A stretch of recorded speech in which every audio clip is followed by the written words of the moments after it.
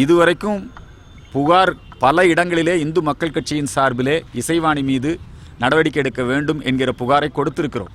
ஆனால் சேகர்பாபு ஐயா அவர்கள் அவர் ஒரு சபரிமலை ஐயப்பனுடைய பக்தர். இப்போ கூட சபரிமலைக்கு போயிட்டு வந்தார். மாதம் தவறாமல் சபரிமலை போகின்றவர். அவருக்கு தெரியும் இசைவாணி ஒவ்வொரு ஐயப்ப பக்தனுடைய மனதும் புண்படும். காரி துப்பட்டாங்கிற வார்த்தைகள்லாம் அதில் இடம்பெற்றிருக்கிறது. ஐயப்பனை இழிவுபடுத்தி இருக்கிறார்கள். ஆகவே அவர் மீது நடவடிக்கை எடுக்கணும். நீங்கள் கஸ்தூரியை மட்டும் இங்கிருந்து அங்கே போய் கைது பண்ணிட்டு வந்தீங்கல்ல, ஓம்கார் பாலாஜியை சிறையில் அடைச்சிங்கல்ல, ஏன் இப்போ போலீஸ் வேலை செய்யாமல் இருக்குது? அறநிலையத்துறை அமைச்சர் சொல்கிறாரு, நாங்கள் அதை சட்டத்தின் பார்வையில் பரிசீலனையில் இருக்குது, எந்த மதத்தையும் யாரையும் இழிவுபடுத்தக்கூடாதுங்கிறாங்க. ஏன் இன்னும் இசைவாணி மேலே கைது நடவடிக்கை எடுக்கலை? இந்த கேள்வியை நாங்கள் முன்வைக்கின்றோம். நடவடிக்கை எடுக்க வேண்டும் என்று வலியுறுத்துகிறோம். சார், ஒரு நாட்கள் அண்ணாமலை தமிழக அரசியல் என்பது அண்ணாமலைக்கும் மற்ற கட்சி தலைவர்களுக்கு தான் போட்டி. வருகின்ற 26 தேர்தல், சட்டமன்ற தேர்தல் பிஜேபி வெர்சஸ் அதர்ஸ் தான்.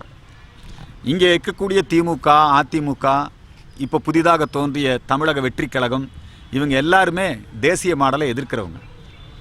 இவங்க எல்லாருமே நீட் தேர்வுக்கு ஆதரவாளர்கள். அது ஏடிஎம்கேவாக இருக்கலாம், டிஎம்கேவாக இருக்கலாம்.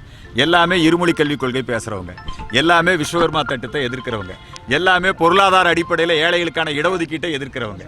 இதில் ஒரு திராவிடத்துக்கு, இப்போ திமுகங்கிறது ஒரு மக்கள் விரோத அரசுனா அதுக்கு மாற்று அதிமுக அல்ல. ஒரு திராவிடத்துக்கு மாற்று இன்னொரு திராவிடம் அல்ல. திராவிடத்துக்கு மாற்று தேசியம்தான். அதனால் இங்கே பிஜேபி வெர்சஸ் அதர்ஸுங்கிற நிலை தான் இருக்குது.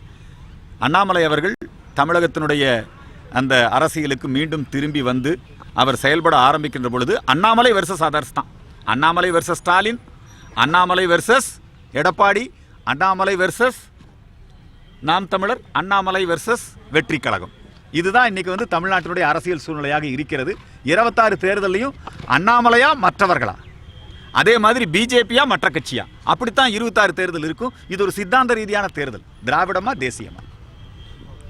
திராவிட மாடலா, பெருந்தலைவர் காமராஜருடைய தேசிய மாடலா? அதுதான் இந்த வரக்கூடிய அரசியல் என்பது அப்படித்தான் அமைய போகிறது. அதிலே நிச்சயமாக இந்த மக்கள் விரோத அரசு போக வேண்டும் என்கிற கருத்திலே உறுதியாக மக்கள் இருக்கிறார்கள். இந்த மக்களுக்கு எல்லாமே ஏடிஎம்கே தான் திமுகவை தோக்கடிக்க முடியுமா அப்படின்னா அது மேலே ஏடிஎம்கே மேலே நம்பிக்கை இல்லை. ஏடிஎம்கேனால திமுகவை தோக்கடிக்க முடியாது. இப்போ தான் அது அரசியல் சூழ்நிலை. அதே மாதிரி நாம் தமிழர் திமுகவை தோக்கடிக்க முடியுமா? முடியாது.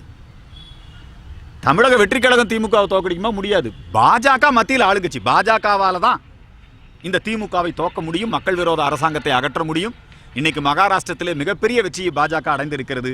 அந்த வெற்றியினுடைய எதிரொலி வரக்கூடிய 2026 தேர்தலிலே அமையும். தமிழகத்திலே அண்ணாமலையினுடைய அந்த அரசியல் இந்த தமிழக அரசியல் களத்தை மாற்றி அமைத்திருக்கிறது. நிச்சயமாக அண்ணாமலை வெற்றி பெறுவார். பாதகம் செய்பவரை கண்டால் நாம் பயங்கொள்ளலாகாது பாப்பா, மோதி மிதித்து விடு பாப்பா, அவர் முகத்தில் உமிழ்ந்து விடு பாப்பா. அண்மை செய்திகளை உடனுக்குடன் தெரிந்து கொள்ள இணைந்திருங்கள் இயம்நாடு தொலைக்காட்சியுடன்.